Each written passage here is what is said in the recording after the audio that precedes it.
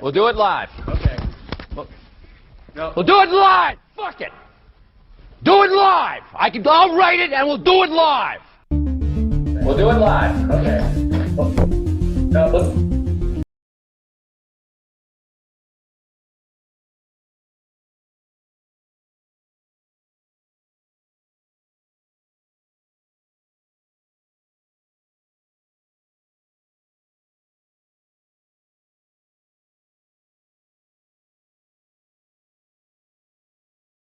We'll do it live. Okay.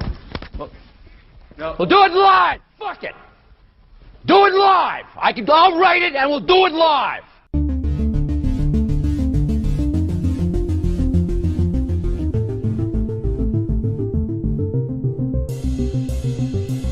Hello, this is Dylan Moore and Nima Major of Irida TV here doing it live on Easter Sunday. Happy Easter, everybody. It is April 9th, 2023, and we are here celebrating life, the rewriting the rising of Jesus from the dead, right? But we are also here because of a funeral. Somebody has died, and if you haven't heard it in the news, it is the U.S. dollar. We are here mourning the death of the U.S. dollar. And Nima, I see you're not even wearing black.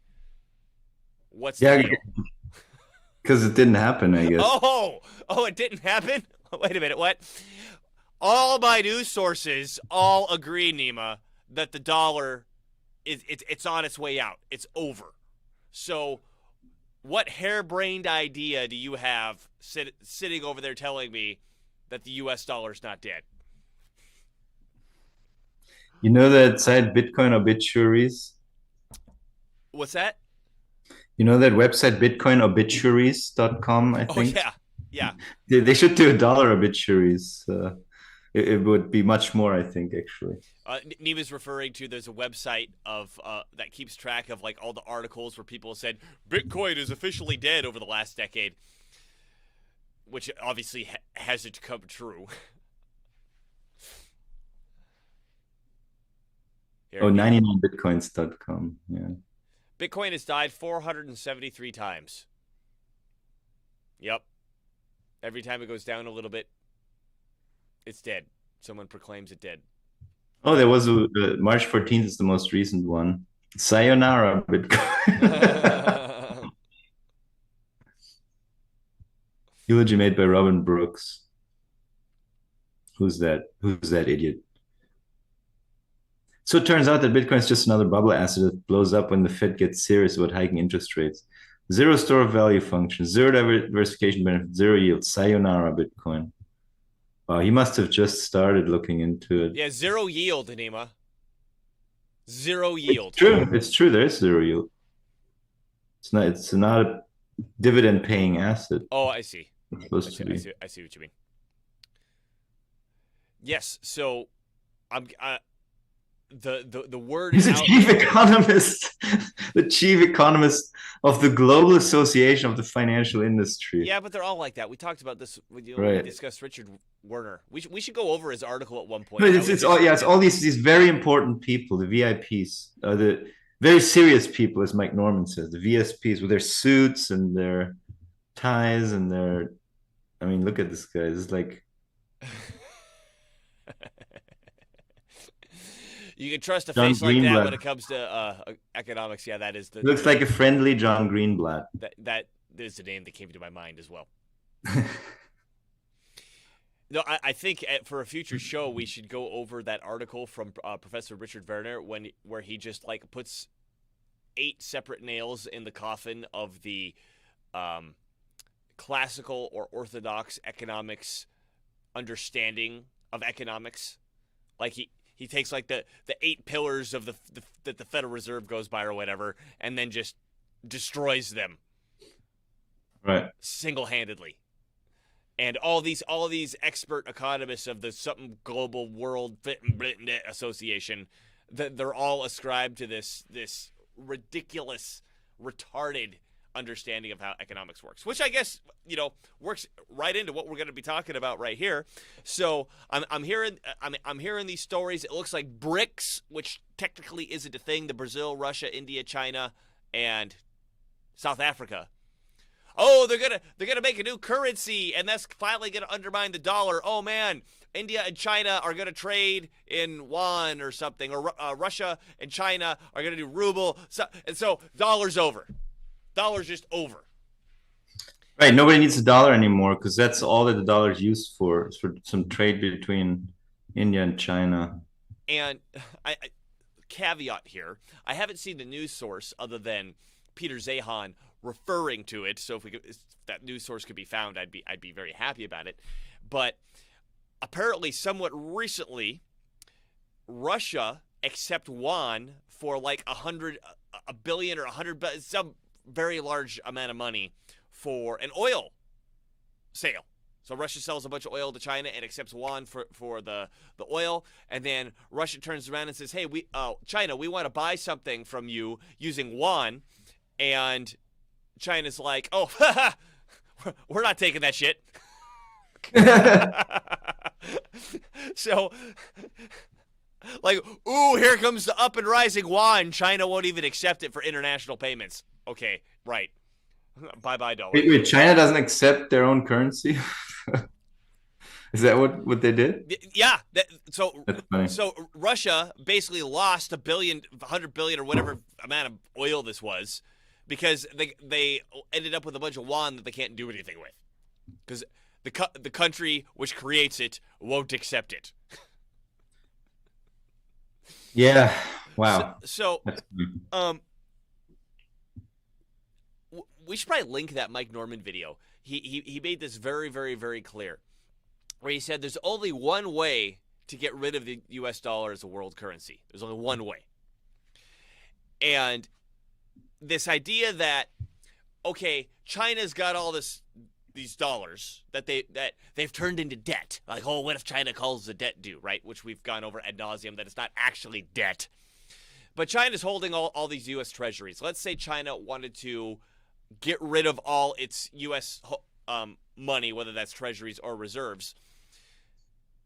Well, they could either sell it on the open exchange market, which would radically drive the price down, and they would kill their own investment. That's option number one for China. And then if they did sell it, somebody else buys it, so the dollars are still out there. Or secondarily, those dollars can be used to purchase something from the United States. That would get the money back in the United States. So the only way to get the money back in the United States, so it's not out being used in the international market, you can't sell it because that just means somebody else is buying it.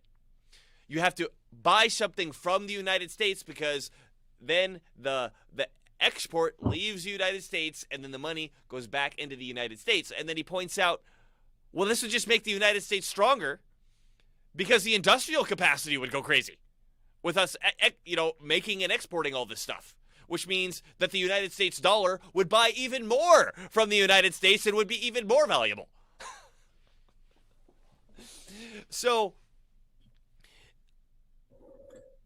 I mean, we talked about this, I mean, mainly from this Peter Zeihan point of view, the geopolitical situation in countries like Russia and India, that they're not looking that great. And this idea that, oh, we're just going to start trading oil for our currencies instead of the dollar, and that's going to get rid of the dollar, is just stupid. Yeah, I mean, the important thing about the dollar, or about the U.S. is that the U.S. is the largest economy in the world by far. And so what's an economy? An economy is where goods are purchased and sold. And what unit is being used to do that in the largest economy? It's the U.S. dollar. Right. So if you want access to the biggest economy on earth.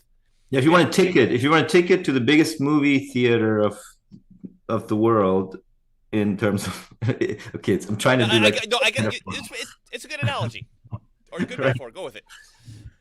Yeah, if you wanna watch a movie in the biggest movie theater of the world, you need a ticket to it, and that ticket, in the case of the U.S. economy, is the U.S. dollar.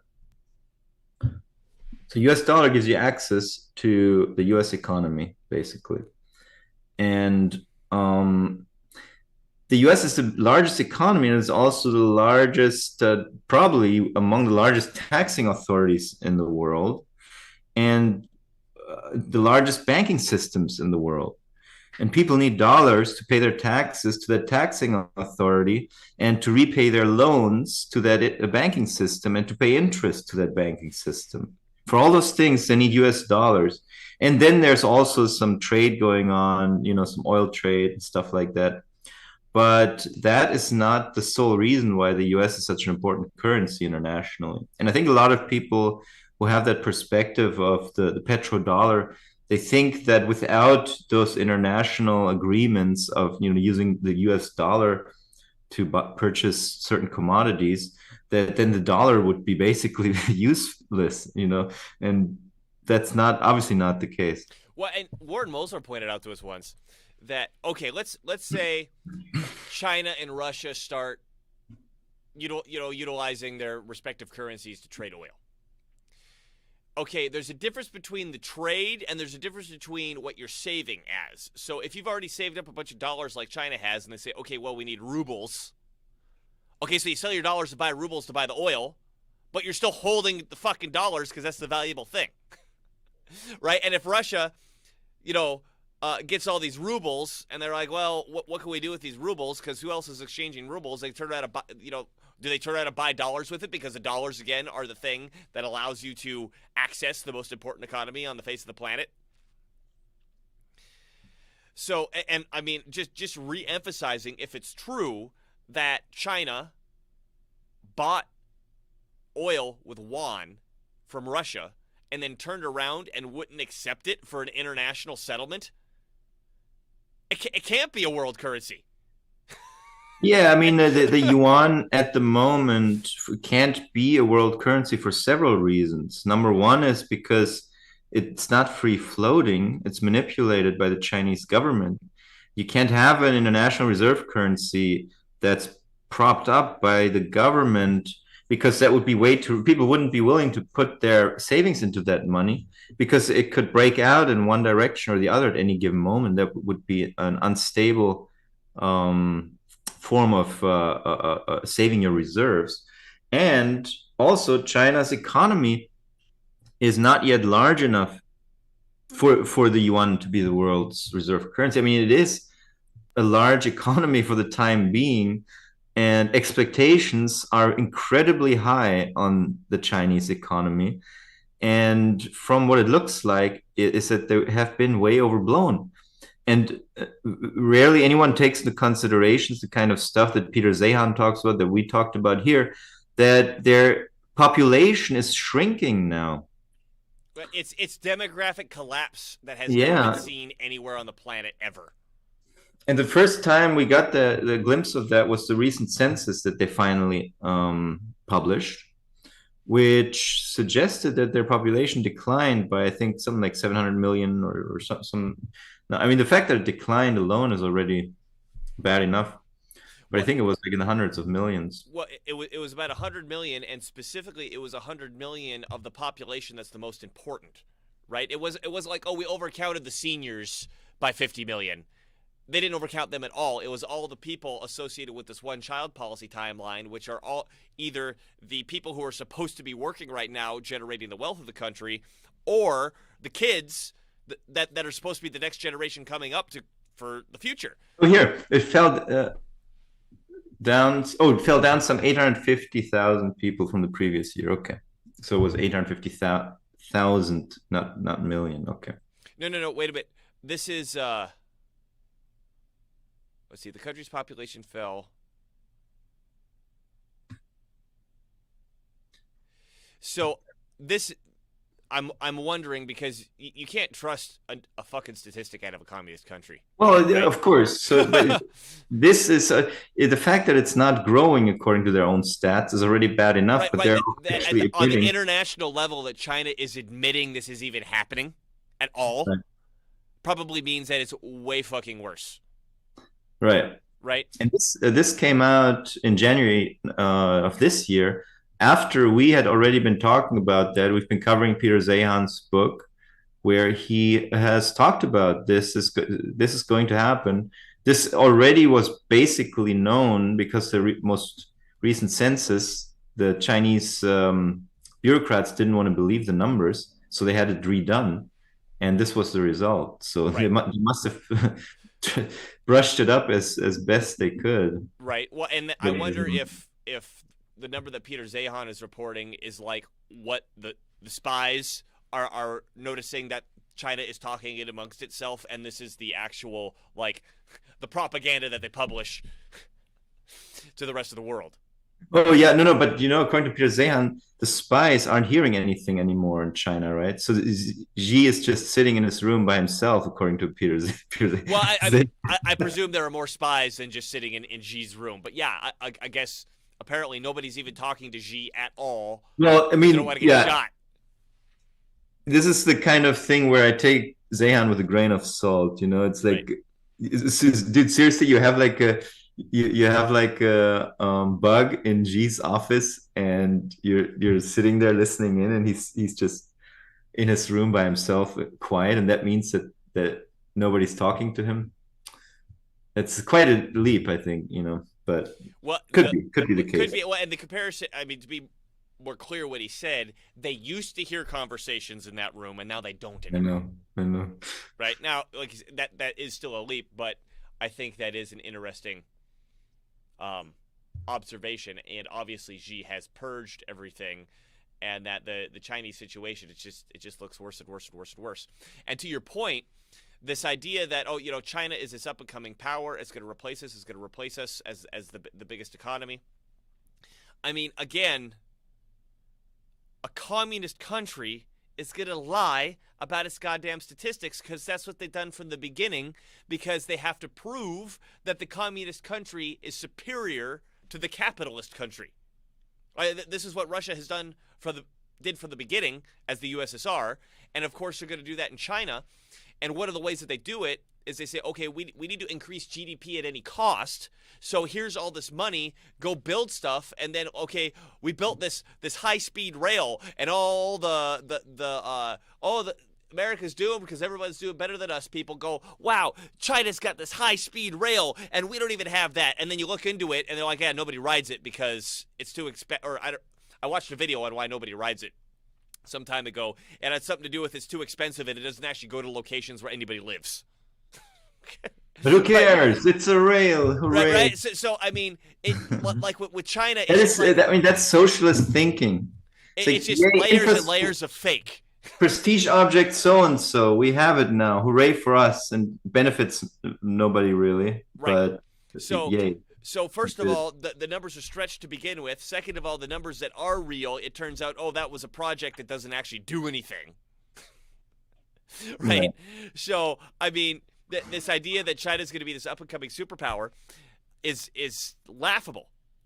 Excuse me, up-and-coming superpower that's going to replace the United States is laughable.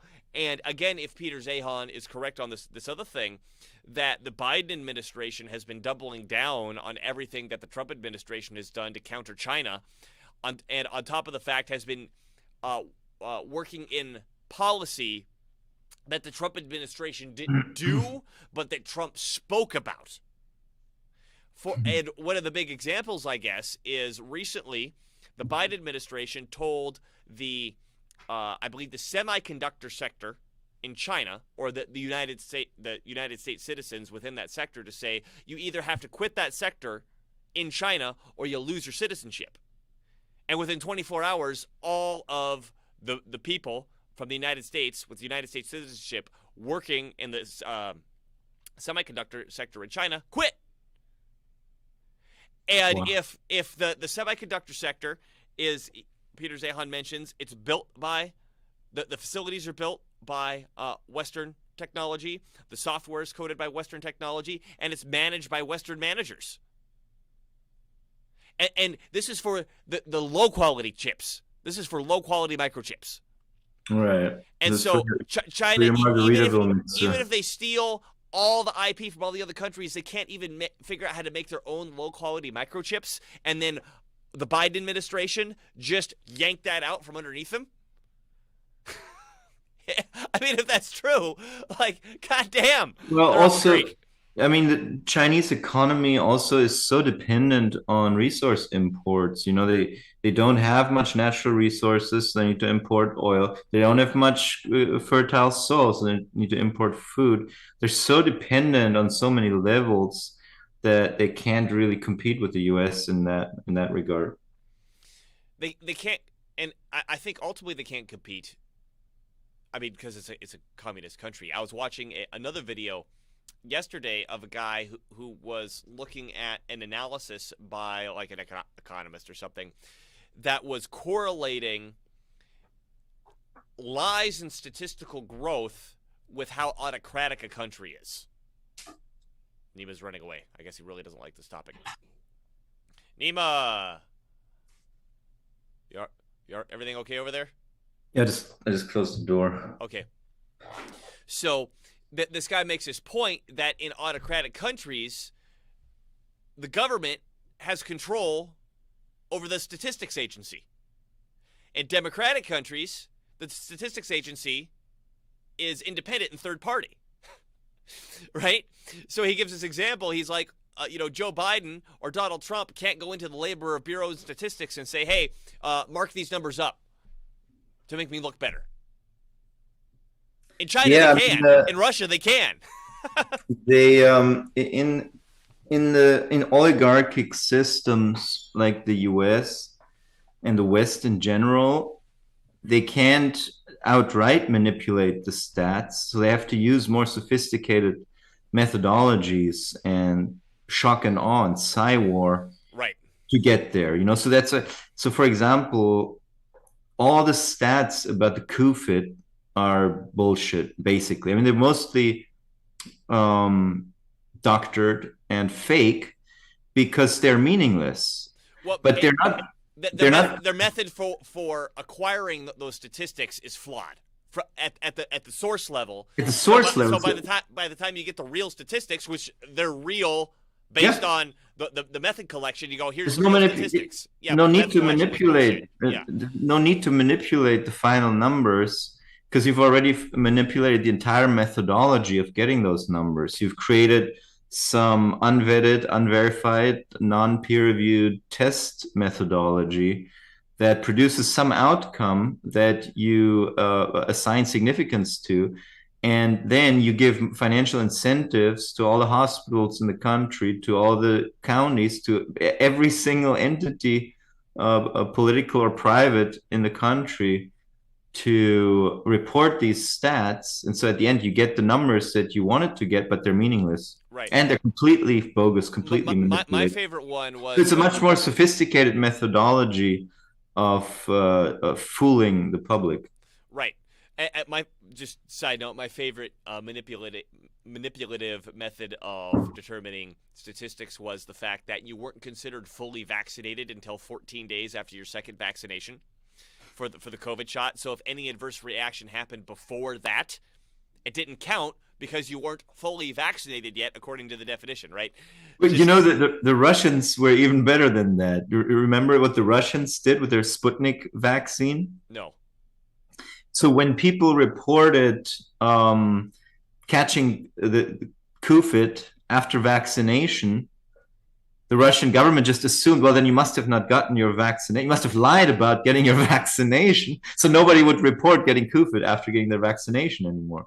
Problem solved. There you go. So just to finish this idea that this guy put forth in this article, I'd link it if I can remember what the fuck it was. But it was, this guy had this chart, and he actually based this off of satellite images of lights at night, because you could say, okay, you could fake all this stuff, but you can't fake the satellite images of the lights at night, and kind of use that as a baseline to determine growth. And there was a direct correlation between autocratic countries reporting growth consistently higher than democratic countries. Democratic. Well, you know what I mean, right? I'm using normie speech here, but you know what I mean. Yeah. So obviously China falls under this category. Give me a fucking break. I mean, that's like taking statistics from North Korea. we have a ton of food, we have a ton of technology, and everybody has a computer, and everybody has the internet, and everybody has the right to the free press, and oh yeah, because North Korea said so. Well, yeah, because if they don't say so, they get shot by North Korea.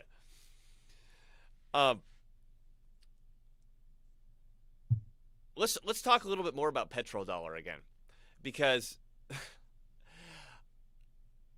personally, I think the whole argument of if countries stop trading the dollar for oil, which I think, as we've just pointed out, there isn't any evidence that that's about to happen, or even when Russia tried, if they fell on their fucking face on it. If the dollar stops being used to trade oil, the whole thing's going to crash, because that's the value of the dollar. And then you point out something like, well, the yen is a great currency, and it's not traded for oil. The euro is a great currency. It's not traded for oil. The whatever currency, like, you got all these currencies are not traded for oil, and they seem to be functioning just fine. And then they move the goalposts, and they say, oh, yeah, but if the oil stops getting traded for, or if the dollar stops getting traded for oil, all those dollars are going to come home and cause hyperinflation.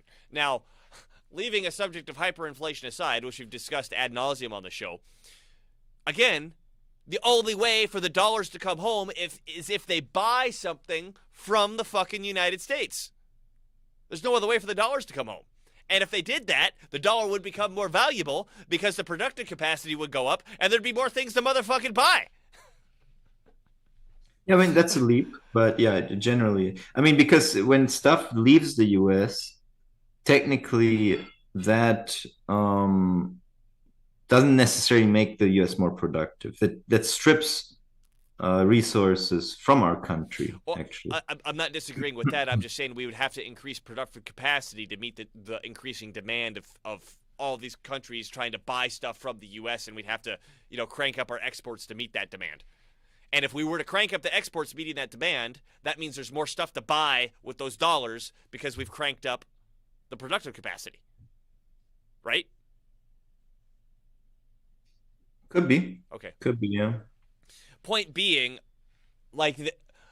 maybe I made a little leap there, but I think it's a lot smaller of a leap to say, okay, hyperinflation happens if... Right. No, no, that's not going to happen. There could be some mild inflation or some more severe inflation during the period of what you were just saying. If there is an industrial buildup, then that kind of spending can cause some inflation because you're building goods, you're building things that aren't consumable, right? Correct. So you're and money is coming into the country, resources are leaving the country.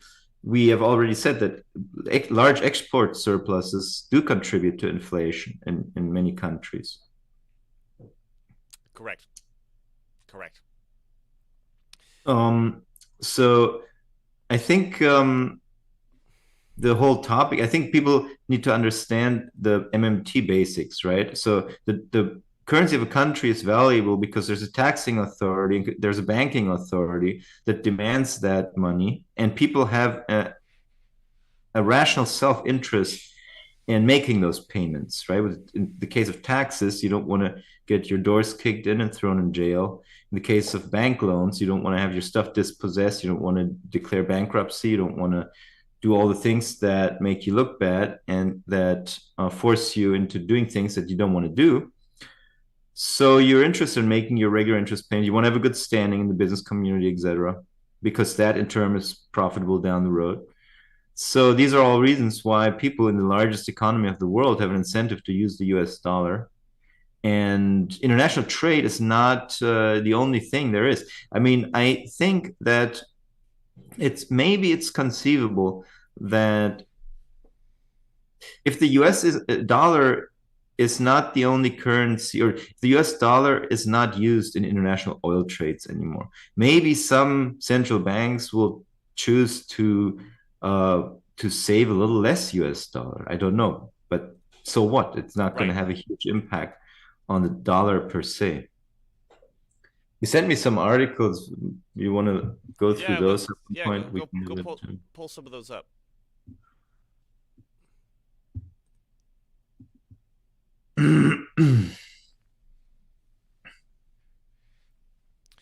Gloomy outlook for the US dollar. Yeah, this is from RT. The greenback fell by another 15% against. Oh, may fall by another 15%. It may fall. It may fall, Nima. Yeah, by mid 2024, so over the next year. And investment services company says, oh wow. Right. I think for any investment hypothesis, you can find some investment company saying something, but okay. But this one is a very popular one for investment companies, definitely, especially the ones who sell gold and silver. Right. Despite the fact the dollar, I mean, sorry to interrupt you, like after the whole Ukraine war started and all the predictions of the dollar deflating because Russia was going on the gold standard and was taking more control over everything, what happened? The dollar went up significantly. That was a classic, yeah. Yeah. I actually still have that here. Oh yeah, please let's reread this. This is we did. If you didn't know, we did a show specifically on this Gab post from this Neon Revolt guy. Go ahead and read it, Nima. So this was from March 2022, so about a little more than a year ago, right after the war began. I don't think people realized what just happened over the past few days, so I'm going to try to explain what I'm seeing. The Russian central bank pegged 1 gram of gold to 5,000 rubles. I don't know if we want to read through all of this. Yeah, okay. Because now we can see how his prediction turned out a fucking year later. How it's funny, yeah. Yeah. So pegged 1 gram of gold to 5,000 rubles, which never happened as far as I'm aware. Or the central bank announced that they will pay 1 gram of gold at 5,000 rubles. Sorry, they will buy a gram of gold for 5,000 rubles, right? Which was about $50 at the time. What's a gram of gold worth roughly? Well, but I think at the time, a gram of gold was worth more than that. Right, that's what I remember discussing. Yes. Right. So the central bank basically just announced, okay, if the gold price dips below this level, we're going to buy more. At the same time, Putin made it so that Russian gas and oil can only be purchased in rubles, meaning Putin basically just pegged Russian oil and gas to gold. No, it doesn't mean that. Using paper rubles as a proxy. Now, and then hold on, wait a minute here. Again, if what I said was true, or if Peter Zayon said was true about the fact that Russia just paid or accepted yuan for oil, well then no. Putin did not make it so that Russian gas and oil can only be purchased in rubles. But they did make some changes here, if I remember correctly. They did they did impose some requirements on the buyer countries that they should pay in a ruble, and I think Hungary actually did pay in rubles. I don't know about other countries, but yeah, they did such a thing. But so what? It does not amount to pegging the ruble to gold. Meaning Europe will need to buy the rubles from Putin in gold in order to buy gas and oil, or they will have to buy directly in gold, which means there will soon be a lot more demand for rubles. Okay, hold on, but let's look at you were doing it anyway. Let's look at how the demand for rubles has played out in the last year.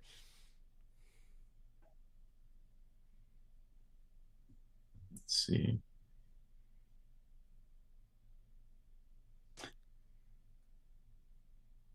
So this is,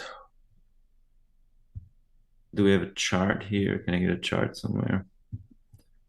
God, I hate news sites. Right. With all their pop-ups. Click on this and pop up at this and sign up and So we have 80 rubles per dollar. Today. Let's see how this has gone over the past year, right? So, oh, maybe a little more. Let's go here. Yeah, click that X so I could see what's... So, right after he made this post, it dropped precipitously. Well, so this post was March 2022, okay? So, by the way, if this goes down, this means the ruble is going up, okay? So when he wrote it, the ruble was already on the way up, okay? It was going from 83 to 72 rubles per dollar. And then what did it max out at there? It then maxed out at 52 rubles per dollar. So, I mean, that's significant. Yeah. So for a brief moment, he was right there. And we also talked about this at the time, that, yeah, maybe that did help the ruble a little bit. The fact that people now need to store more rubles because Russia might demand payment in rubles. Possible. I don't know. You know, it could increase the liquidity preference for rubles and for people to hold rubles in their bank accounts for no other reason than being prepared to pay for oil, right? It's possible. So it went down to 52, and then that was it. From June 22 onwards to the day. It went right back. It went back to where it was, yeah. It went actually above where it had been for most of, the time prior to the war with the Ukraine. And even if we go longer term, it's actually almost at an all-time high going back. You mean all-time low in terms of all-time low, value, yeah. Going back 20 years or more, the ruble is now almost back at an all-time low. So, not exactly. He said, okay, we'll get there. Currently, the forex rate for ruble to dollars is about 100 to 1. That's a far cry from 80. No, yeah, so maybe he ballparked poorly. I don't know. But with 5,000 rubles now equaling 1 gram of gold and oil being priced directly in gold, which didn't happen, you're going to see a massive price disruption in these forex markets in terms of how much gold a dollar can actually still buy. Foreign countries holding. Wait. Do we need to look up how the price of gold compared to the dollar happened? Yes, it has gone up a little bit. So, but I thought his prediction was it was going to go down. Oh no, I guess if the price of gold goes up, that means the dollar, in quotes, gets weaker. I mean, the price of gold has fluctuated quite a bit. You can look at, for example, the GLD is a good proxy. A gift for you, Nima. Is the gift no more pop-ups? Fuck. Hey, there's a website that has no pop-ups. We'll talk about it later. So over that same time period, gold has kind of, we have here, March 22. It's actually, it first went down a little bit and it's now back up. So gold is doing pretty well right now. So it's near an all-time high now in dollars.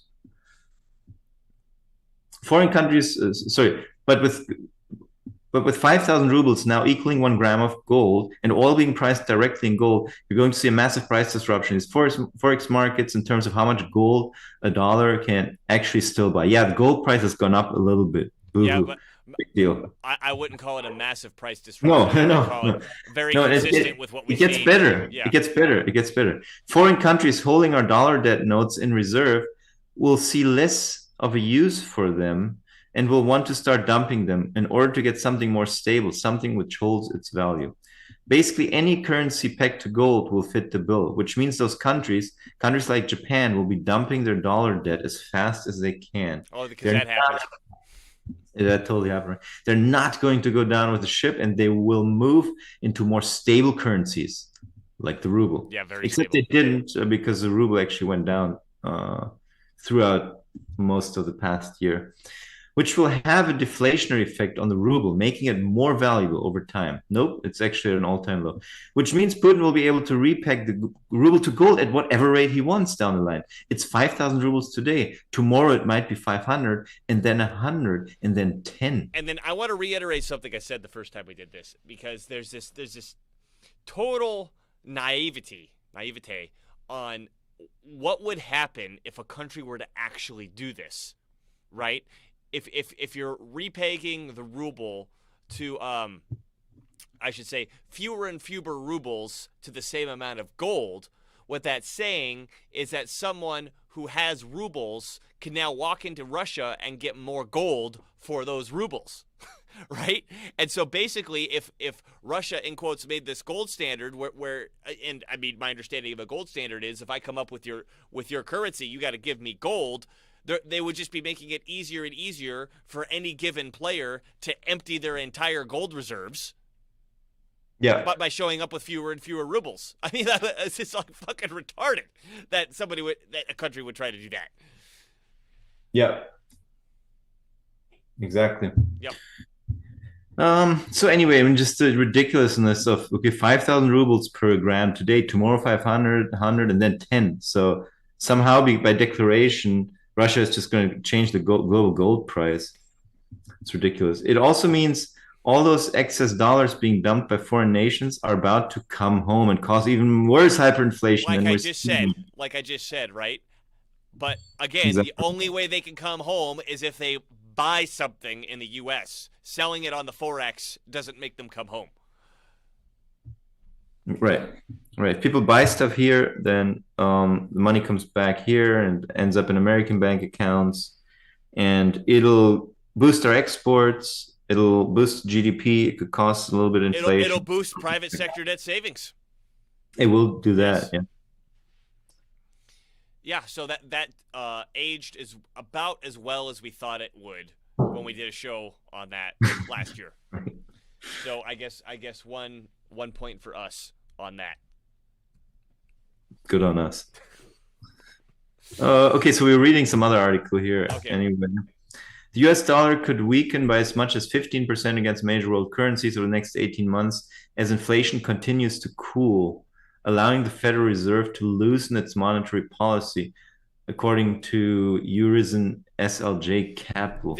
This is so economic word salad. Right. It's so convoluted. It's like, okay, if inflation cools, that means that the dollar actually buys more. So it makes the dollar worth more. But then then that will lead the Fed to lower the interest rate. And as we all know, the interest rate is what determines our inflation rate, right? So if the Fed cuts the interest rate, then that'll make the inflation go up. And yay, I have a theory. I just want to say something before you keep reading.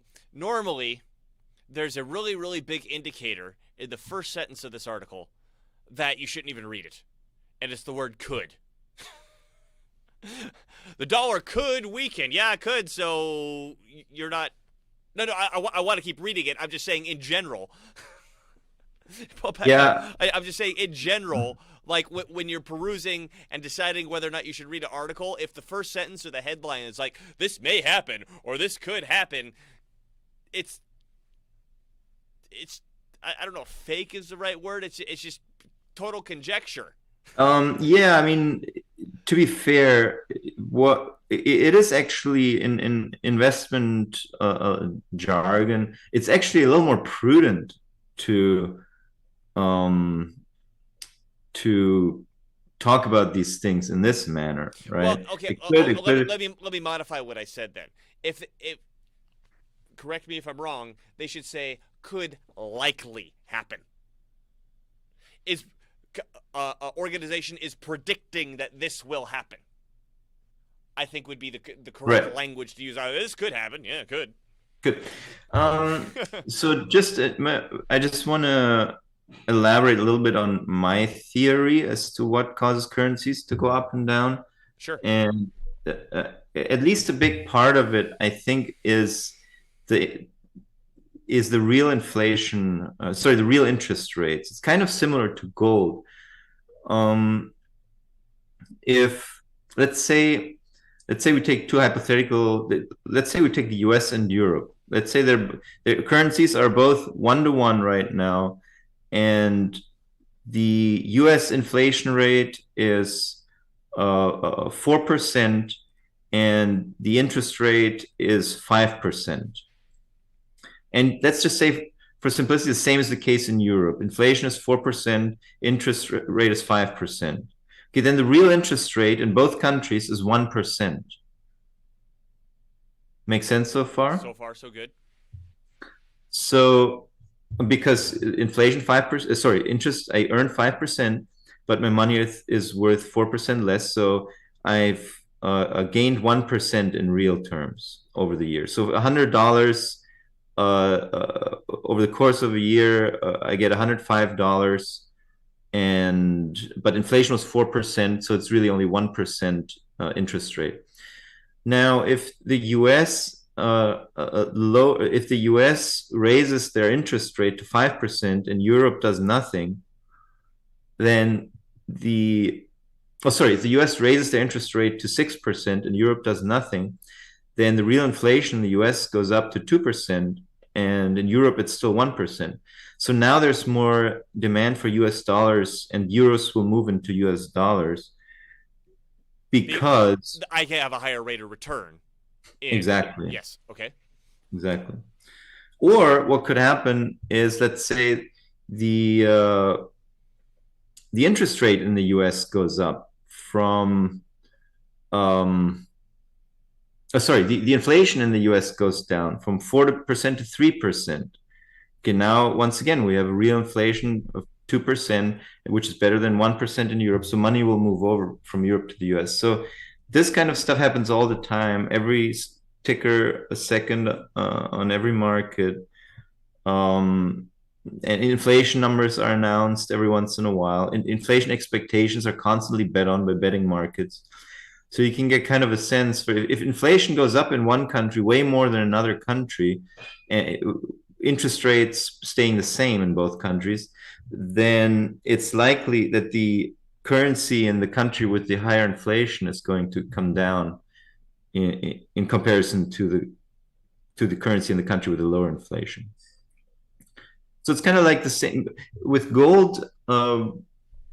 We've actually presented empirical data for this, where the gold price does well when the real interest rates are low, because a lot of people buy gold when their bank account doesn't pay any money, Right. Versus if the bank account pays a lot of money, then there's more incentives to sell gold and put it back in the bank account. Anyway, going back to what these guys are writing. So, I mean, honestly, to be fair, this particular article that you sent me, it says gloomy outlook issued for the US dollar, but then here it says it may fall by 15%. Okay, I mean, that happens on occasion. These currencies fluctuate all the time. Big deal. In fact, the dollar has gone up. I mean, it has gone up so much against the euro, right? If we look at US dollar euro, that it's entirely possible that it's going to go. Why? It's not at USD. Entirely possible that it's going to come back down a little bit. I'm just pulling up US dollar euro. So 1.09 right now. Man. When I was in Europe, it was totally the other way around. Yeah, well, when I was in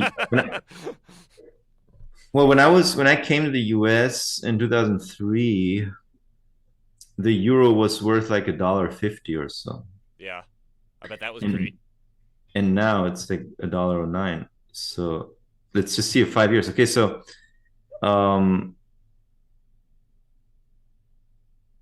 from 2020 in December 2020, it was $1.21 dollars for a euro, and then by October 2022, it was 98 cents for a euro. So the dollar has gained massively throughout 2022, 2021 against the euro. Even though the euro's come up a little bit, it's still significantly lower than it was before. So then this was a drop of like 20% or so for the euro, and a gain for the dollar of about 20%, a little less than 20, maybe 15%. So they're basically just saying, okay, it could go back to where it was before. It's not really gloomy. It's just it's a fluctuation. A research note released on Tuesday by the firm's chief executive, Stephen Jen, said the U.S. Federal Reserve is likely close to or already beyond peak hawkishness, meaning that rate cuts are on the horizon. That's possible because according to the betting markets, it seems like they are done raising rates. We can have a look at that. You get an inside look into what I look at. And then while you're looking that up, one more time to reemphasize that whether or not the Federal Reserve raises rates is entirely a political move, right? They can decide to put it up or down for whatever fucking reason that they want. Yes, but we know that they use they look at the inflation rate, right? They kind of do that. They look at the inflation rate because they think that raising the rates fights inflation and dropping them exacerbates it. But as we discussed many times, that's all bullshit. Okay. Let's see here. These are the expectations for the next meeting. Okay, so this means because current target rate is 4.75 to 5%. Yeah, what are we looking at here, Nima? I haven't seen this website before. Yeah, so this is the CME group. I think it's the Chicago Mercantile Exchange. They have an instrument where people bet on what they think the Fed will do at their next meeting, right? So people putting their own money down to bet on what's going to happen. So currently, 28% of people think that the Federal Reserve will stay at the current rate, which is 4.75 to 5%. It's their range. And 71 expect that they'll raise it by 0.25% to 5 to 5.25%. Okay, that's the May meeting. Then in June, people are starting to. It's a small number, but there's a small number of people starting to bet that they're going to go down. Yeah, actually. So in June, the majority thinks they will stay the same. It's 70% of people think stay the same, and 30% think that they'll actually drop the rates by 0.25 basis points. And then in July. Oh yeah, people are even betting that it's going to drop 50 basis points. The point is like no more raises here so far. June, July, no more raises here.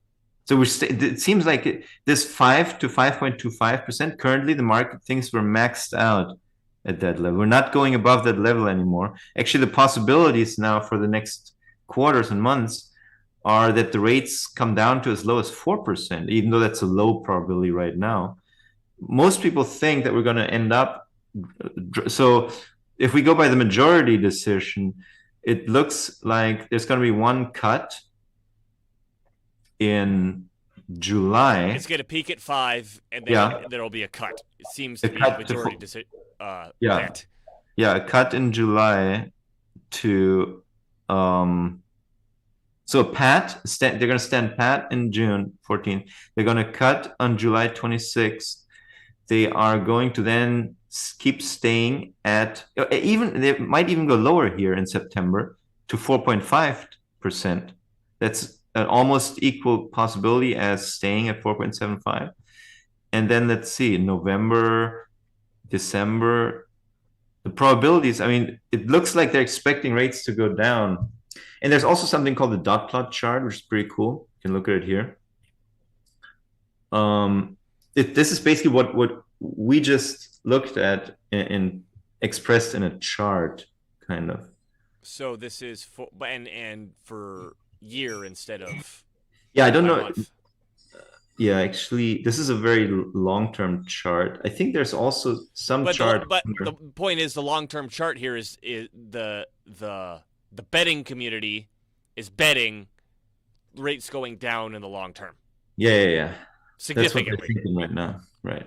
So that's what they're thinking. And that explains to you why 30-year Treasury bonds pay a higher rate right now, a lower rate than like a 3-month Treasury. Because people think that once you have to reinvest those 3-month Treasuries, the rates will be lower. So some people lock in their 30-year rate of 3.6% or whatever. But yeah, so going back, the Federal Reserve's likely beyond. So these rate cuts, if you recall what I just explained, the real interest rate, if a real interest rate goes lower, then it is possible. And meanwhile, in other countries, they remain higher. It's possible that some people will move out of some dollars and change their portfolio composition to hold some more other currencies because the relative differential between interest rates and inflation is more favorable in other currencies. Right. So that is entirely possible. The Fed's 9 previous hikes, in addition to the tighter credit conditions caused by the US banking crisis. Okay, so we talked about this. There is no banking crisis, but okay. Already suggests inflation is trending to the downside, he concluded.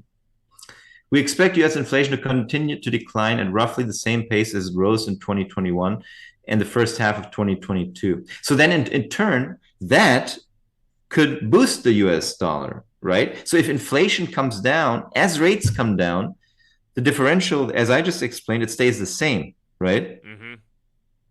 So the real interest rates don't change. So then it could have no effect at all on the US dollar. Historically, there has been scant evidence of downside stickiness in inflation, even if there's evidence of downside price and wage level stickiness, Jen wrote in the note, cited by Business Insider.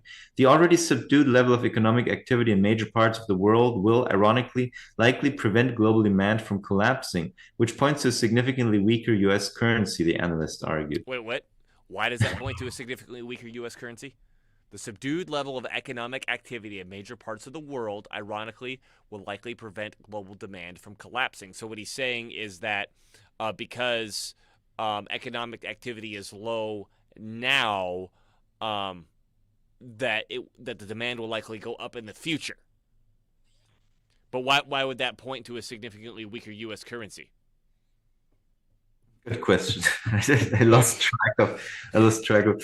So what he's saying, the already subdued level in the world, right? So we're already very low.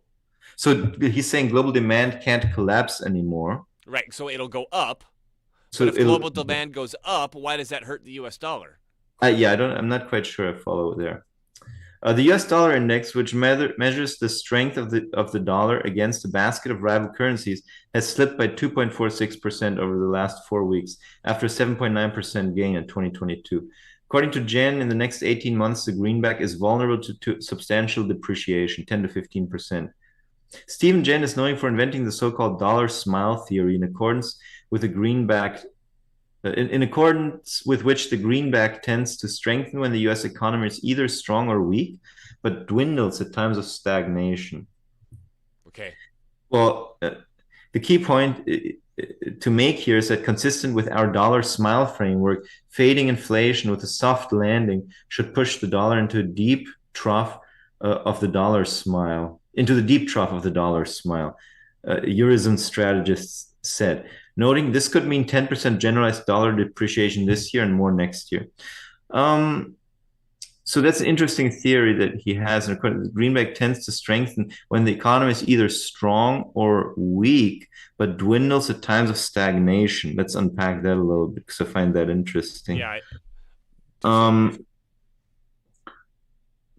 Because if we compare that to my framework, which is when real interest rates are high, that benefits the dollar, and when they're lower, that hurts the dollar. Okay, so when the U.S. economy is strong, what happens when the economy is strong? What happens is that the inflation rate picks up and the interest rates are raised by the Federal Reserve. But the Federal Reserve tends to overshoot with their rate hikes. They tend to be very aggressive when they don't see the inflation coming down as they thought it should, because they raised their rates. As we know, raising rates doesn't fight the inflation. So if there is no other reason for inflation to come down, then inflation just stays where it is, and the Fed just keeps on hiking rates more and more and more and more. And so that would explain why the dollar does well in that kind of scenario, where the Fed keeps raising interest rates while inflation remains sort of at the same level. Right, and the dollar goes up because these treasury bonds are now a great investment because they pay so much. Right, yeah. Right, because they keep hiking their rates more and more and more, and inflation remains at the same level. The rate hikes are very aggressive. That tends to push up real interest rates, and so that's good for the dollar. And he also says the dollar tends to strengthen when the U.S. economy is weak. Yeah, walk us through. Okay, if the U.S. economy is weak, what happens?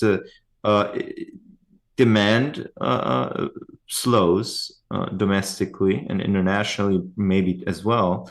So that pushes the inflation down, right? Mm-hmm. But also, when the economy is weak, the Federal Reserve cuts the rates to support the economy, right? Supposedly, yes. Yeah, so supposedly. So now we have a scenario where prices and inflation are low and rates are also, so rates are coming down more and more. So technically, I would think that depending on how fast inflation, so this is all contingent here, right? So if the inflation drops faster than the interest rates are brought down, then that'll be helpful to pushing up the US dollar index. Well, right? and then let me add something here. Wouldn't this be true for any country? Yes. Well, it would be true. So he's talking the dollar right now, right? So the dollar is the largest, it's the largest economy in the world, largest currency in the world. So there could be some things about the dollar that are maybe a sort of special status, right? I don't know. But generally speaking, I would say, yeah, it's probably true. Well, the theory that I'm because I mean, if I'm an investor focused on foreign exchange markets, if I find a country that's raising rates faster than the inflation, exactly, I'm going to pick up on it. Exactly. Yeah. So now, if we have a weak economy, right, then the inflation, so the interest rates come down, but the inflation drops faster, then that could help the US dollar. And he's saying in times of stagnation, that's when the dollar dwindles. So that would mean that in times of stagnation, for whatever reason, real interest rates come down. I don't know why that would be the case, but maybe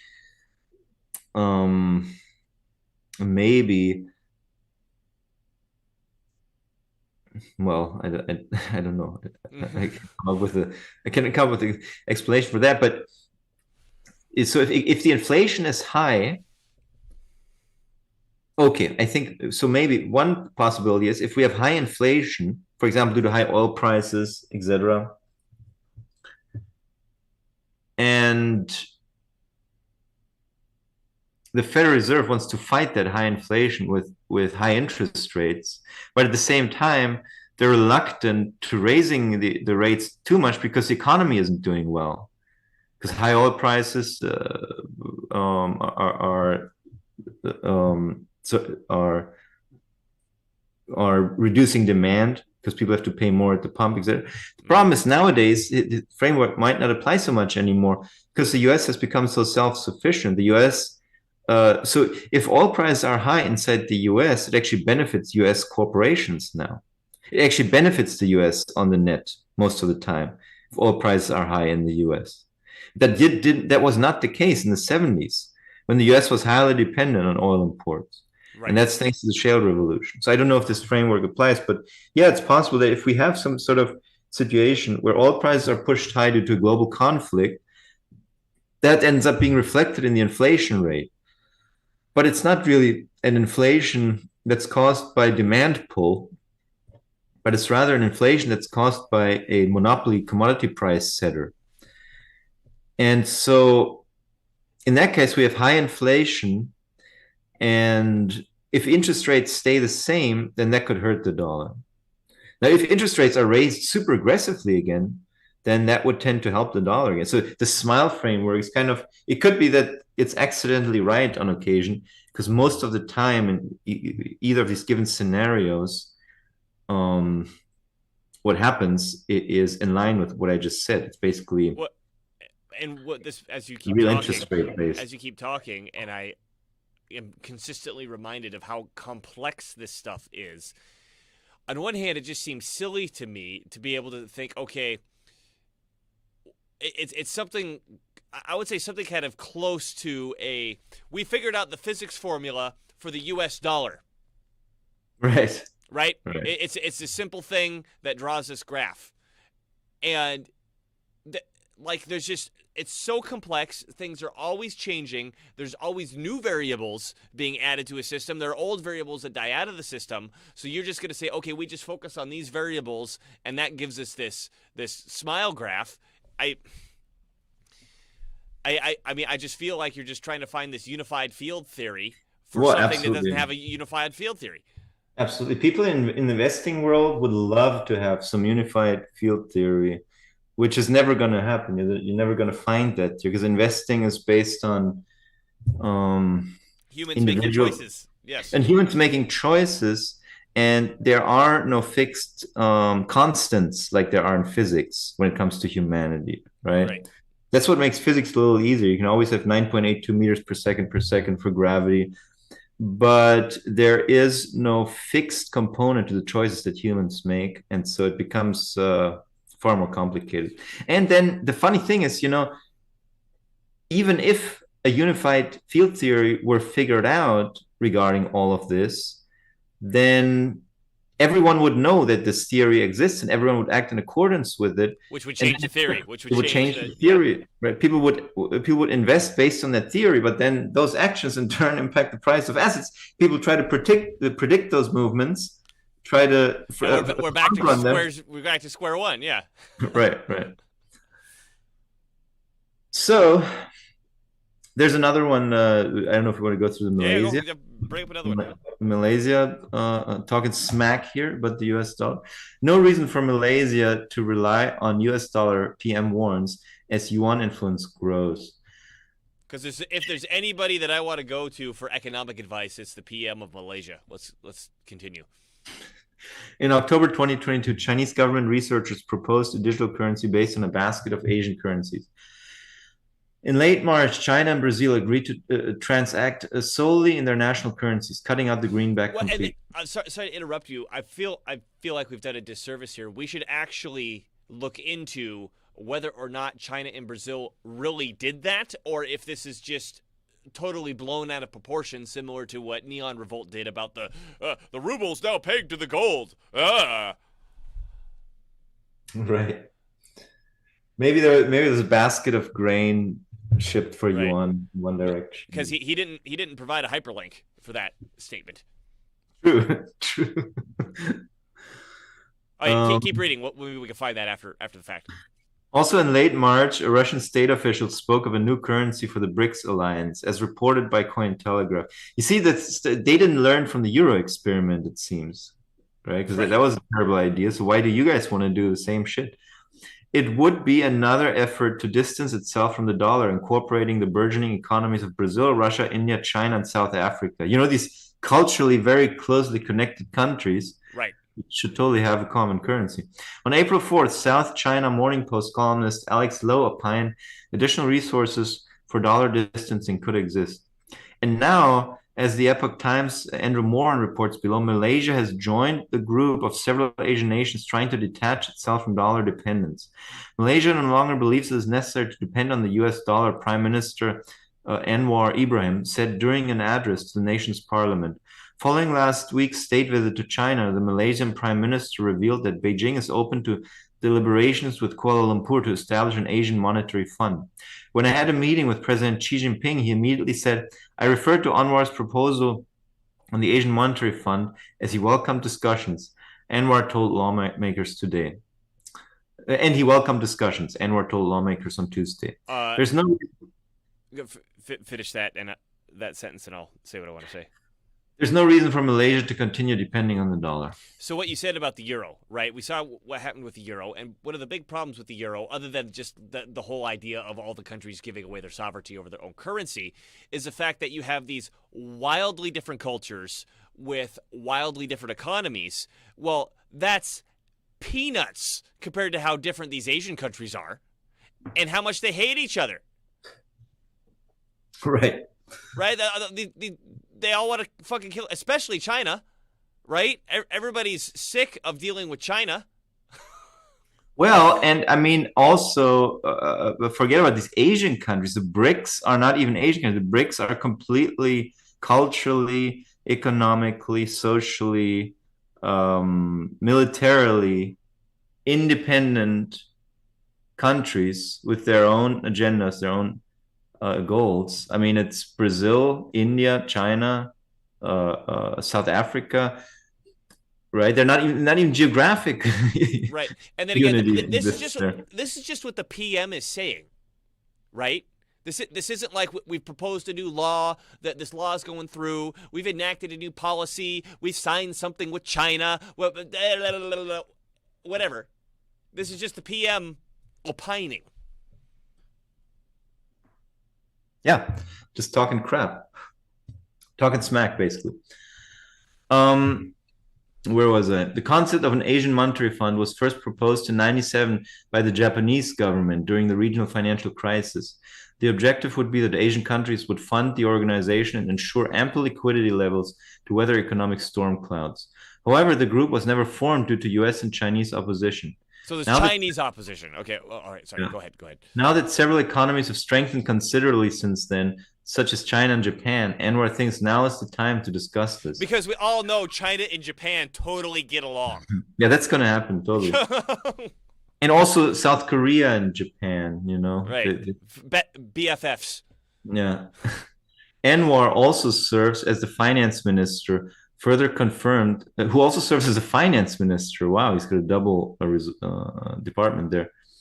Further confirmed that the two countries negotiated bilateral trade in yuan and ringgit after the Chinese government invested 39 billion into the Malaysian economy. Ringgit, that sounds like a shit Ringgit. cryptocurrency. Okay, so just let me opine on this again. The Chinese economy invests $39 billion. Again, they did it in dollars, okay? Or I presume dollars, into the Malaysian economy. Isn't China famous for investing stuff in local economies so they can get political concessions in return? Yeah, they're doing it in Africa. Right? Now, again, put that against the backdrop of Russian sells oil in yuan, turns around and tries to use that yuan, and China says, no, we won't take it.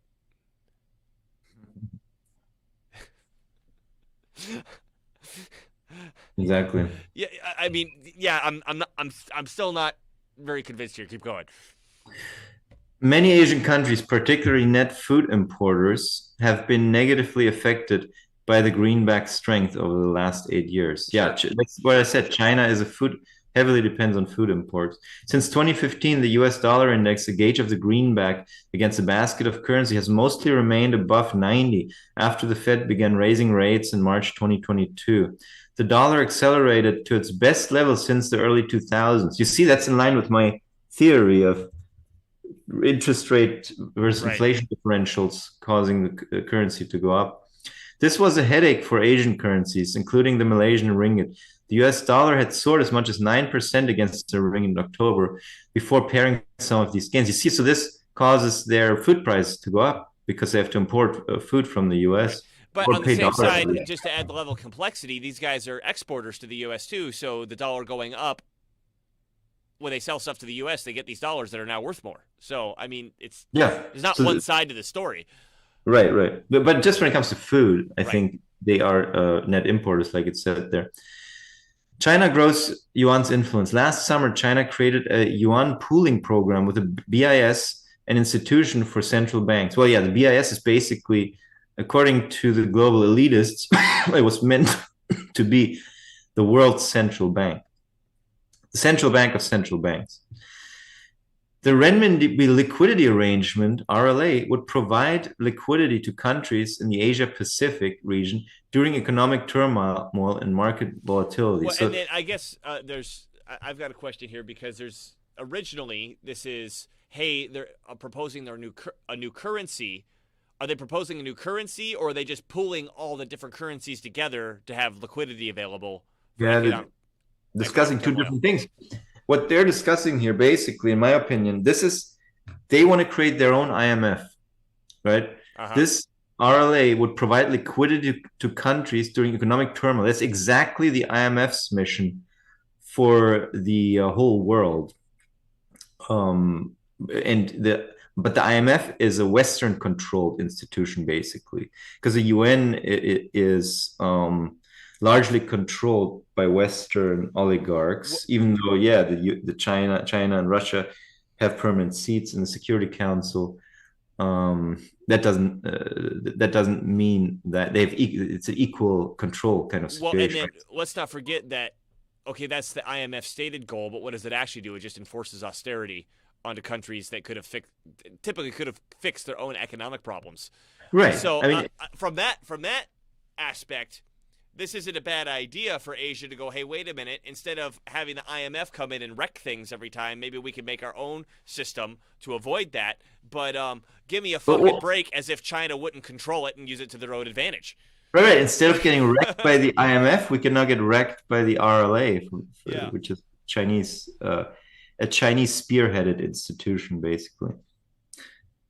The scheme includes the People's Bank of China, the Central Bank of Chile, the Hong Kong Monetary Authority, the Bank of Indonesia, and the Central Bank of Malaysia.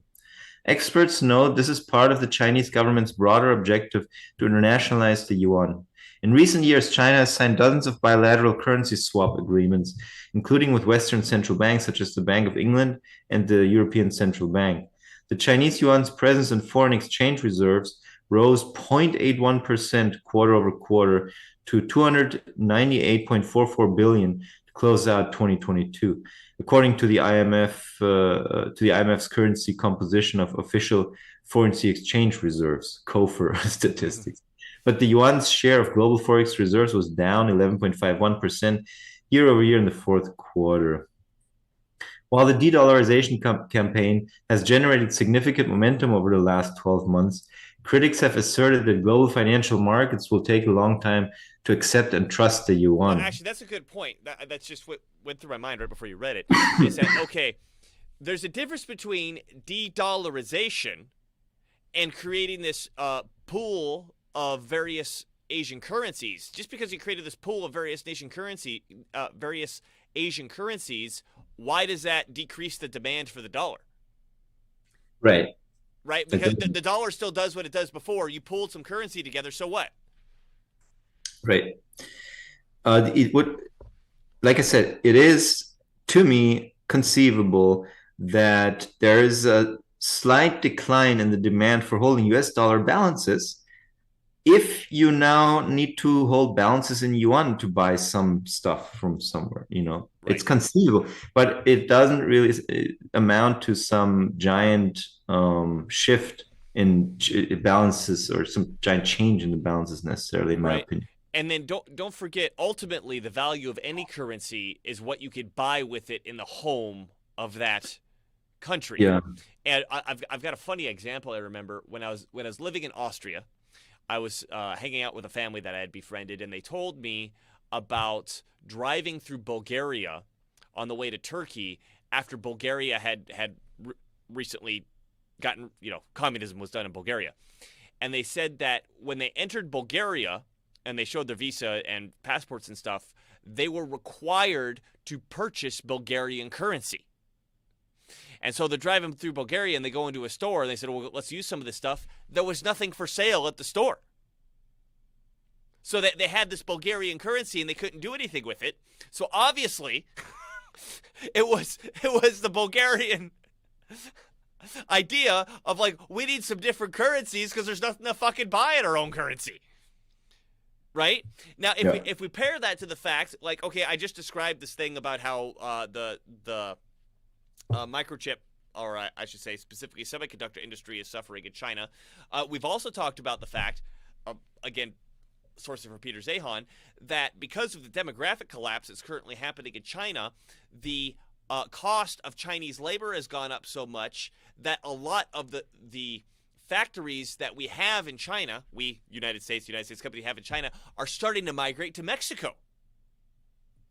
So as these different historical changes are happening and there's less and less stuff to buy with a yuan, then the yuan can't be valuable to begin with. Right. Now, I understand that's an oversimplification.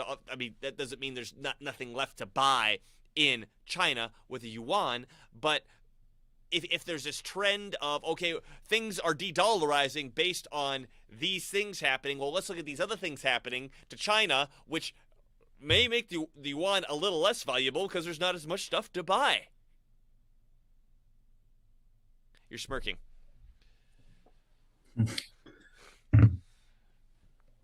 Somebody texting you something? Yeah. Okay. Irrelevant. Yeah, that's what it comes down to, right? The currencies are a product of the economy at the end of the day, and it still matters what the size of the economy is and also the prospects for the different economies. Mm-hmm. I mean, I think, like I said, I think there's some evidence that the Chinese economy is substantially overrated by international investors. And that will have where the Chinese economy ends up being over the next decade or so, if the population really collapses to the extent that some people think, and we've already seen that it's started happening, then there's not going to be that much demand for that currency. Something else just popped into my mind is that, the wealthy population in China has a thing that they do where they go to another country. Canada was a huge example of this. They canceled it in Canada. It still goes on in the United States, where they will buy up any hard asset that they can find, particularly real estate, just to stick the money into something hard. Anything. And they're not looking for return on investment. They're not going, okay, I get 10% here instead of 5%. They're not doing any of that. They're just moving their money into a hard asset in another country, presumably because they think in their own country all the shit's about to come down and their money's going to be worthless, right? So if their own population is behaving in that manner, I don't know, just another variable to consider, Nima. For sure. And I just keep thinking, like, okay, let's say China and South Korea and Malaysia and Vietnam and Hong Kong and Japan all get together and they make this Asian International Monetary Fund. Like,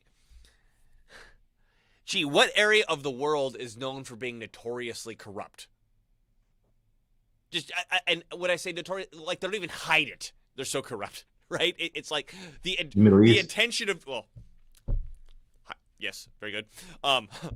Another area would be East Asia. Give me a break. Like, they're going to put this thing together in order to benefit, their respective economies. No, the one in charge is going to use it to dominate the rest. And who's that going to be? China. Duh. Or Japan. I don't think Japan will get involved. Yeah, if they did. The idea that Japan and China are going to sign the same piece of paper saying that we're going to mutually benefit each other through an economic union. Get the fuck out of here. But to be fair, people would have said that about Saudi Arabia and Iran maybe only a couple of months ago. And they are actually talking now, which is really quite amazing. That is quite amazing. I still don't believe it with Japan and China. Right. I'm not saying that they couldn't sign the agreement. I'm saying after they sign the agreement, it would be immediately, how do we use this to dominate the other side? Right.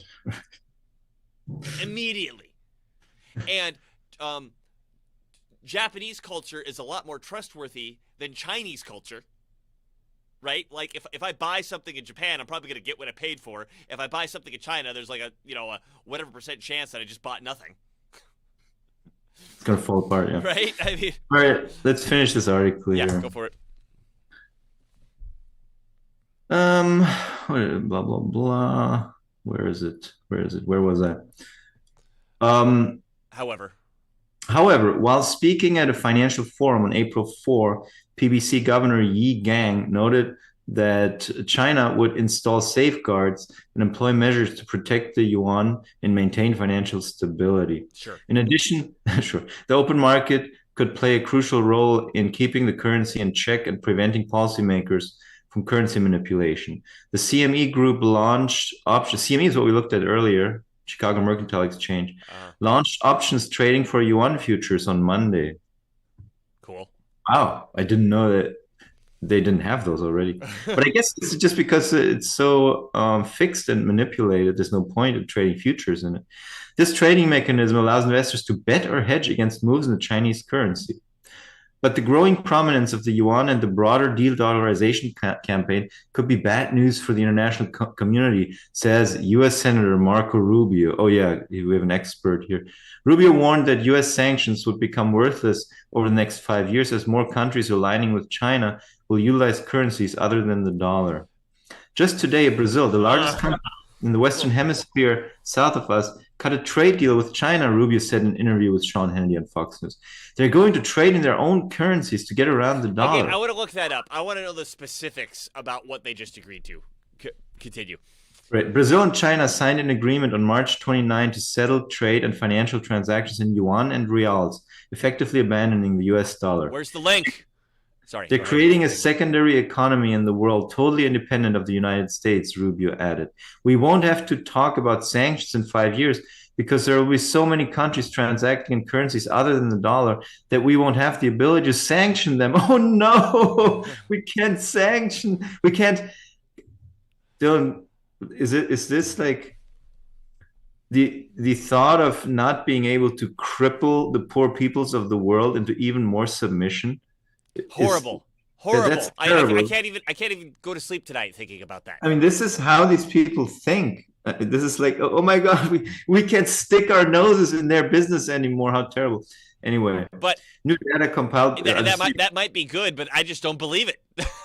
I just don't believe that's true. I mean, I'm just saying, like, from my perspective, oh no, they could just freely trade with one another. That would be great. I would have no problem with it. How terrifying, yeah. Well, end of the world.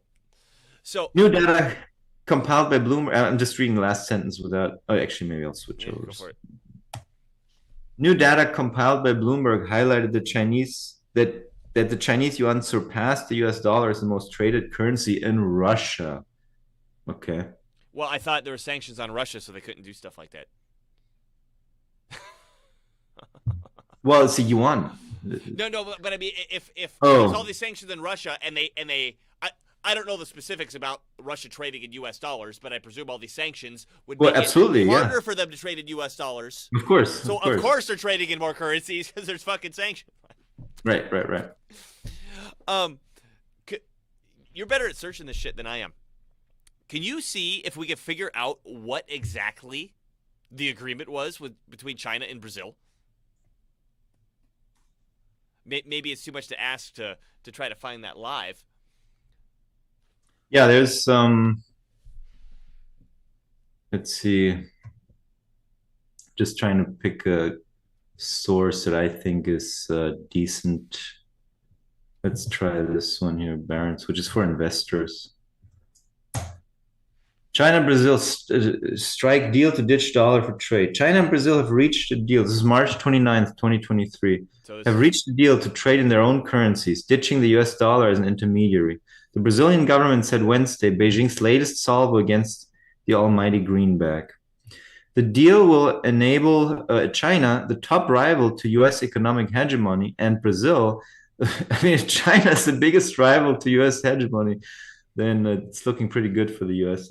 Yeah. And Brazil, the biggest economy in Latin America, to conduct their massive trade and financial transactions directly, exchanging yuan for reals and vice versa instead of going through the dollar. Well, and then can I add something right here?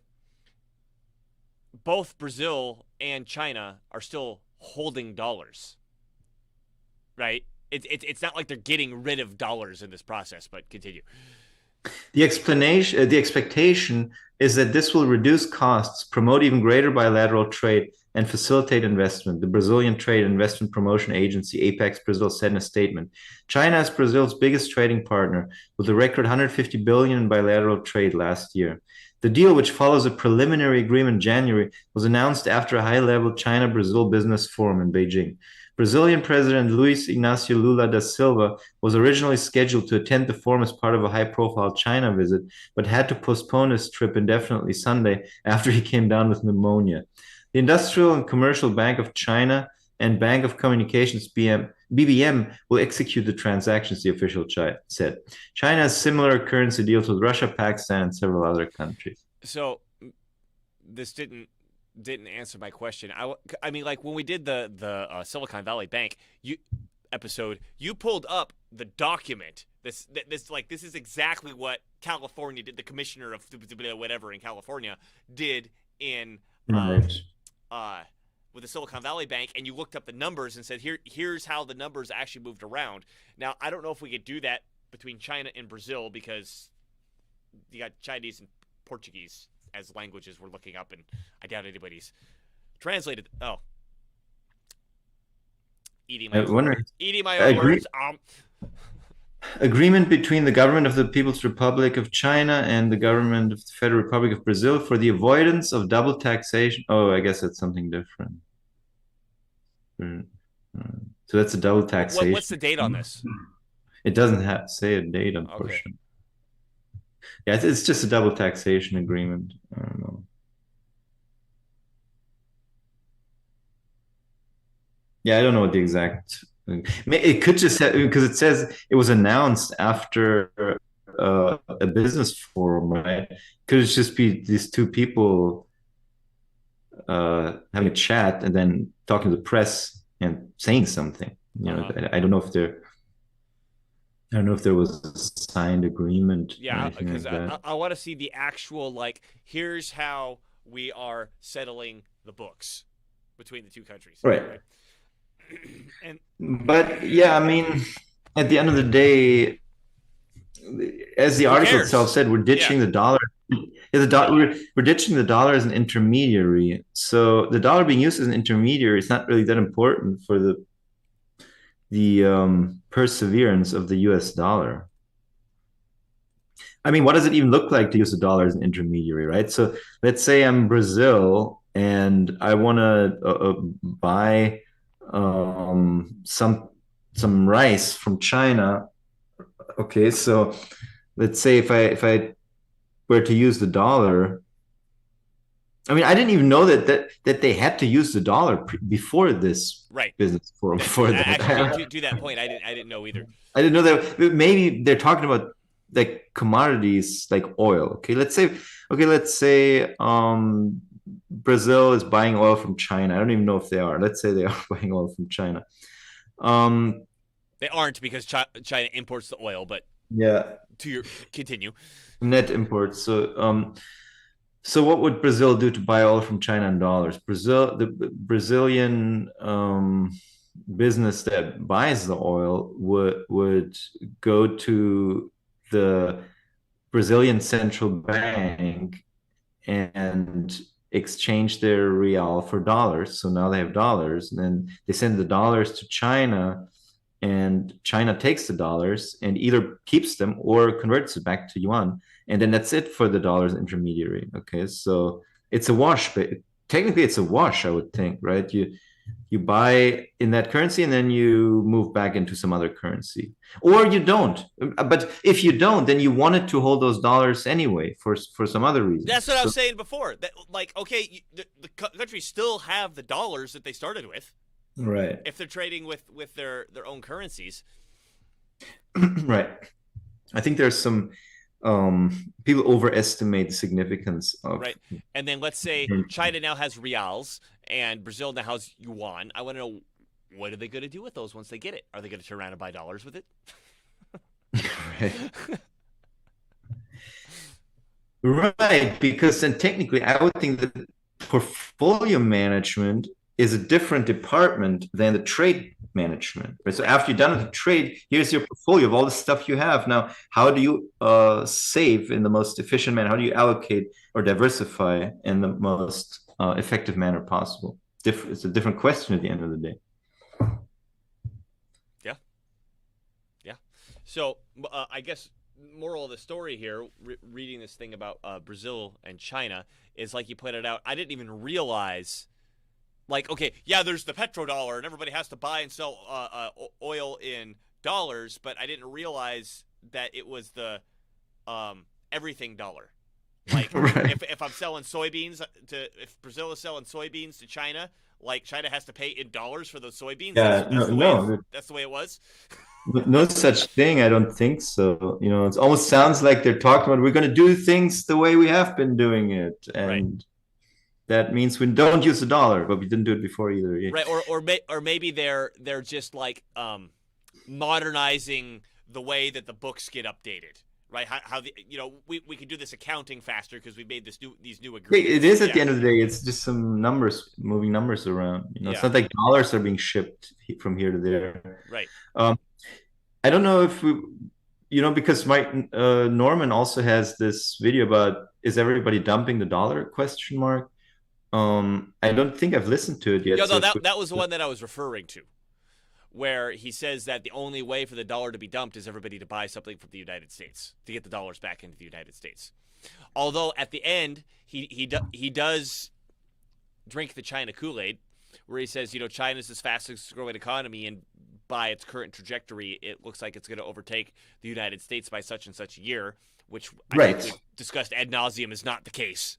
It is. Yeah. It's. I mean, it's possible, obviously, right? I'm not saying we have a crystal ball, but I think the evidence is very strong that the Chinese economy is being overestimated quite a bit by people, and I think it's the first salvo against that narrative was this recent demographics, the recent census report, and it was actually kind of interesting to read that article because it sounds to read the articles that came out then, because then suddenly people sounded like they were kind of sobering up to that whole idea of China growing so fast down the road.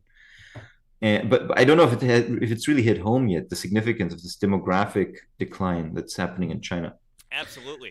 Well, and then again, I want to reemphasize, like, okay, so they're let's say they're lying about the numbers of growth, but again, if we turn around and look at the real growth that they've done, and it's like, okay, it's all these ghost cities and high-speed rail that doesn't go anywhere and shit. That's not real growth. That's just, like you said, that this communist, we built it, so we're better, right? Right. This hyper-financialization. Bullshit all the way down.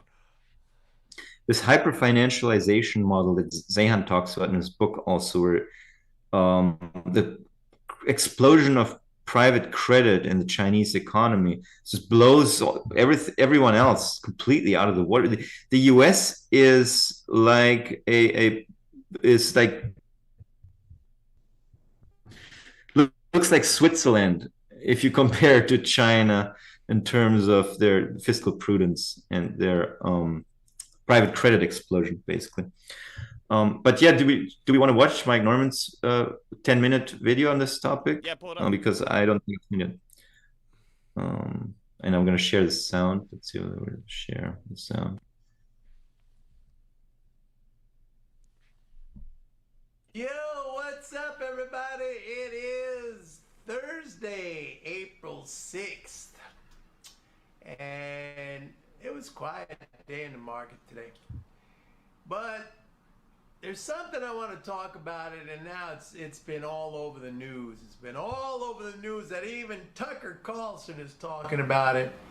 And I just find it to be kind of comical and kind of funny because, again, it's based on a total lack of understanding of, I think, just basic economics and basic reality.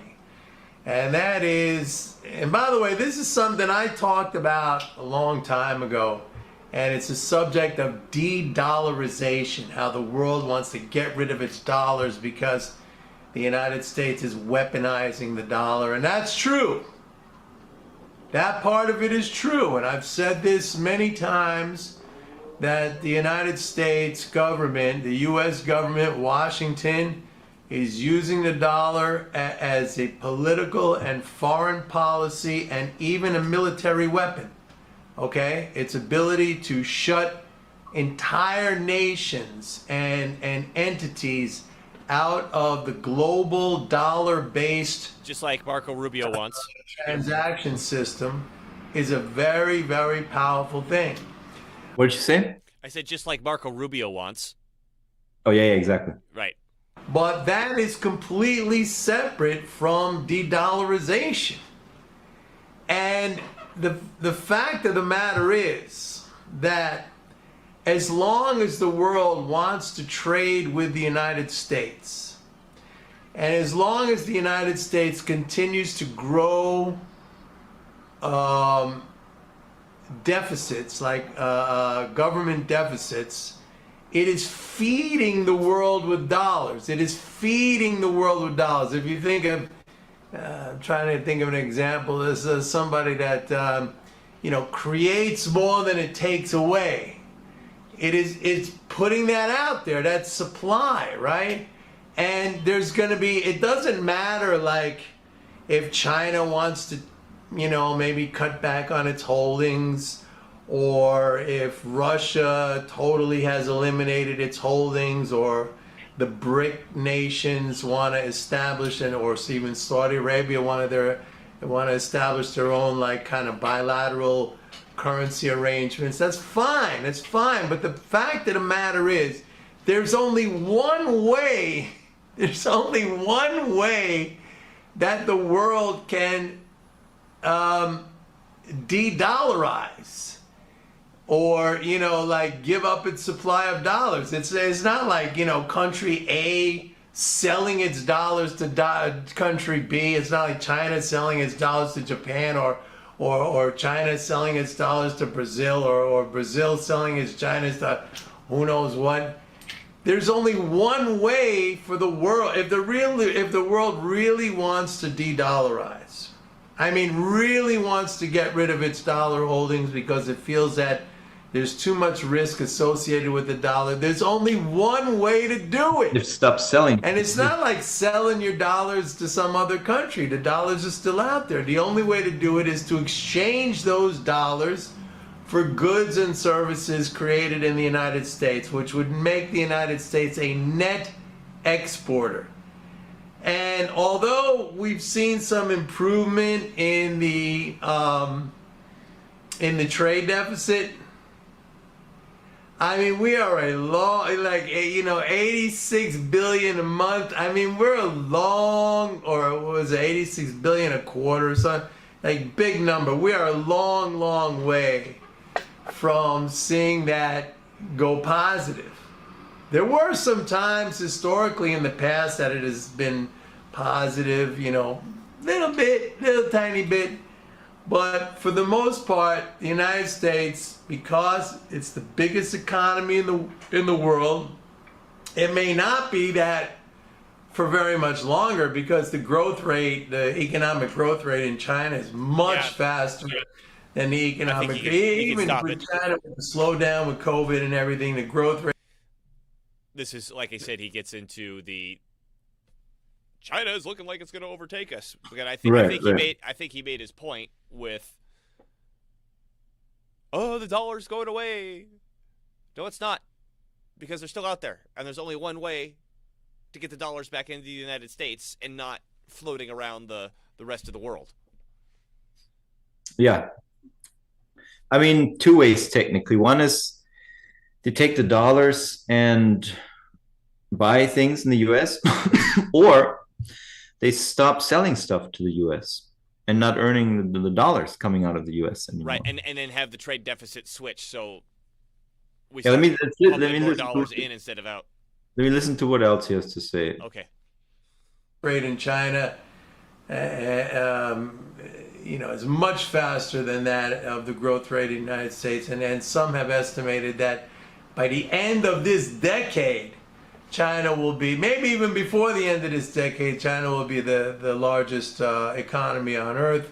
And there are some predicting, like Peter Zehan, and we've covered that, that kind of the opposite happen, that China over the next 10 years, population is going to fall to something like 500 million people or something like that. Mm-hmm. Then it might become, the biggest importer or the biggest exporter of its currency. We don't know. But right now, all this talk about weaponization, I was there. I was number one talking about this, the weaponization of the dollar, and how, as a foreign policy tool, as a military tool, as a coercive type of thing, it's just going to backfire. I always said that one day, if the dollar loses its global reserves status, it's not going to be because we're printing money. No, it's going to be because we're going to enact policies that make it hard or difficult or impossible for countries or entities to transact in dollars. We're going to shut them out of the system. And that's exactly what we've been doing. We've been doing it as a foreign policy tool. But as long as the United States is a net importer by a big amount, and that's not our fault, okay? Countries have, like, on purpose embraced the model of exporting to the United States to grow their economies. We call them dollar zombies. They want the dollar. So it doesn't matter, like, if China sells it to somebody else and somebody else sells it to they're still out there. There's only one way. Folks, you gotta listen to me. When people talk to you about this, oh, the dollar's going there. There's only one way. And that would be for the rest of the world to exchange their dollars for goods and services produced in the United States. And think what that would mean. So there's only one way for the world to get rid of its dollars, and that would be to exchange its dollars for goods and services produced in the United States. And that would make the United States a net exporter. And what do you think that would do for the dollar?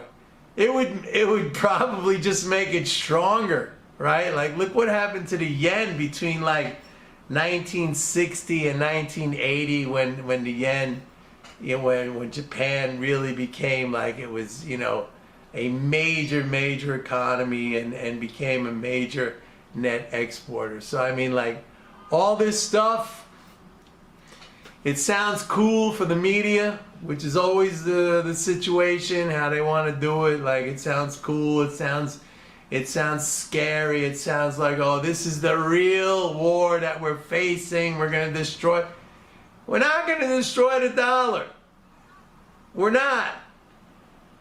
As much as we're trying, this is the crazy thing about it, as much as we're trying to destroy the dollar, we just can't, because there's so many dollar zombie countries out there that's all they want.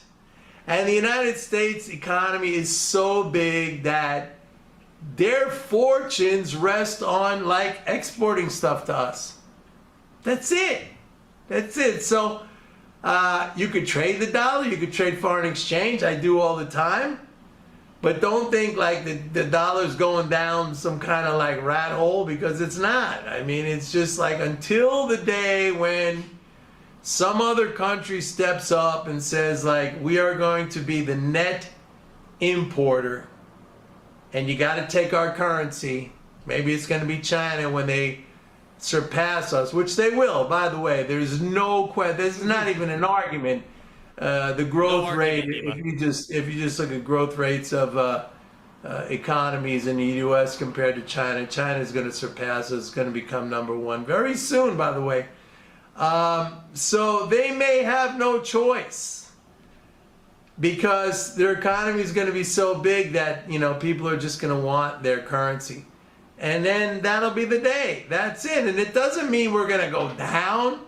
We could, like, our standard of living might go down, but like Japan is not, the yen is not a reserve currency, and it's a very affluent society. It's a very rich country. So it doesn't necessarily mean, but the way our idiot moron politicians run things here, it could very well be that, you know, when that day comes, like, you know, we're all in for a big change. That's it for today, folks. See you tomorrow. Bye.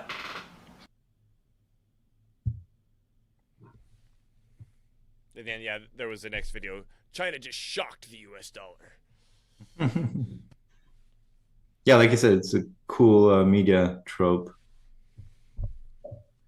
Yeah, so I mean, he just explained it right there. We disagree with him vehemently about the growth of China, but so what?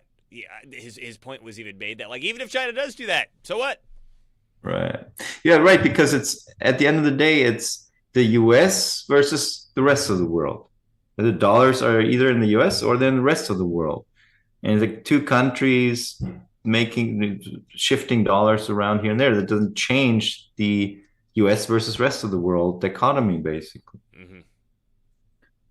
So yeah, the only way, like you said, the only way people would stop holding dollars around the world is if they buy stuff from the US or they sell less to the US. So it's going to those dollar zombies, right? Right. So if there's fewer countries making it their business model to just sell shit to the US, then that would be how they If they started selling it to China, there you go. Right? Yeah. You know, there's this high demand in China for all these goods and services, and they decide they want the yuan, and they sell it to China. Yeah, that would do it. That's right.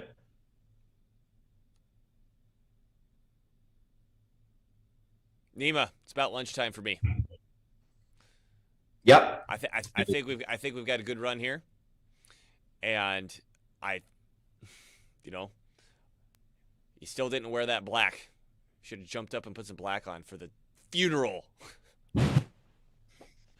No, it's the dollar. Easter. Oh yeah, good point. He has risen. Easter for the dollar. The dollar is risen.